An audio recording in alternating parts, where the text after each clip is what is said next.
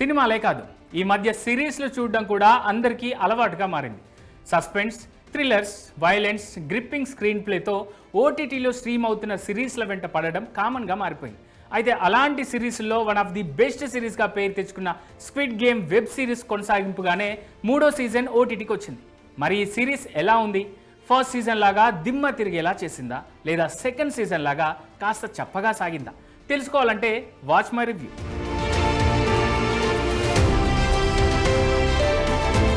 Squid game series గురించి చాలామంది వినే ఉంటారు, కొందరు ఈ సిరీస్ను ఫాలో అవుతూనే ఉంటారు.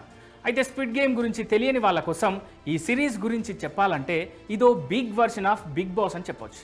బిగ్ బాస్లోలా ఓ రిమోట్ ఏరియాలో ఉన్న ఓ పెద్ద ఇంట్లోకి కొంతమందిని పంపించి వారితో మనం చిన్నప్పుడు ఆడిన చిన్న చిన్న గేమ్స్ను ఆడిస్తుంటారు. కానీ ఇక్కడ ఓడిపోతే మాత్రం అక్కడికక్కడే షూట్ చేసి చంపేస్తారు. చాటుగా దాక్కున్న స్నైపర్స్ ఏమాత్రం ఆలోచించకుండా బుల్లెట్ దించేస్తారు బాడీలో.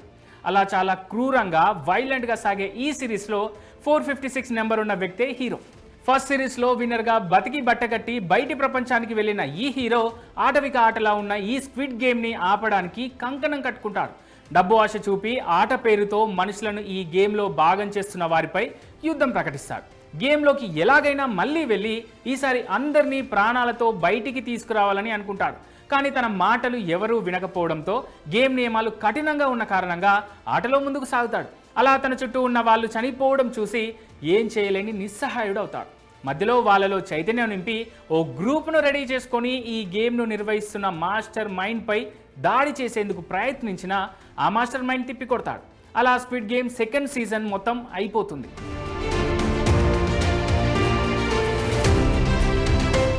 ఇక సెకండ్ సీజన్కు కంటిన్యూగా రీసెంట్గా థర్డ్ సీజన్ నెట్ఫ్లిక్స్లో స్ట్రీమింగ్కి వచ్చింది. ఈ సీజన్లోనూ 456 నెంబర్ ఉన్న వ్యక్తి ఈ ఆటవిక గేమ్ షోను రన్ చేస్తున్న మాస్టర్ మైండ్కు మధ్య వార్ జరుగుతుంది. ఈ మాస్టర్ మైండ్కు ఆ వ్యక్తి పట్టుబడ్డా కూడా చంపకుండా వదిలేస్తాడు, గేమ్లో లైఫ్ ఇస్తాడు.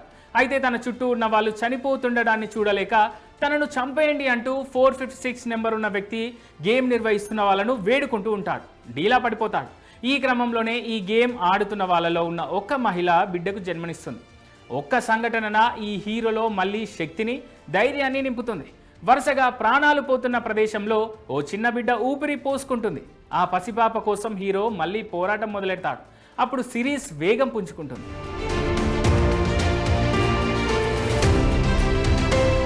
అయితే అందరూ ఎక్స్పెక్ట్ చేసినట్టు ఈ సీజన్ కూడా సాగకపోవడం మైనస్.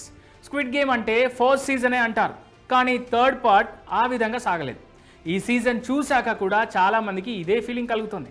అది తెలుగు సినిమా అయినా, మరే భాష సినిమా అయినా మంచిపై చెడు సాధించినప్పుడే అందరికీ ఆనందం. కానీ చెడు విజయం సాధించినప్పుడు అది అందరికీ రుచించదు. క్లైమాక్స్ చాలామందికి మింగుడు పడదు. దీనికోసమైనా 3 సీజన్లు సాగదీశారు అనిపిస్తుంది. ప్రాణాంతక ఆటలకు అడ్డా అయిన దీవిని కనిపెట్టేందుకు ప్రయత్నించిన డిటెక్టివ్ కష్టం కూడా వృధాగా పోతుంది. ఇదే చివరి సీజన్ ప్రకటించారు, కానీ ఈ క్లైమాక్స్ చూస్తుంటే మాత్రం సీజన్ 4 కూడా ఉంటుందని అనిపిస్తుంది జనాలకి.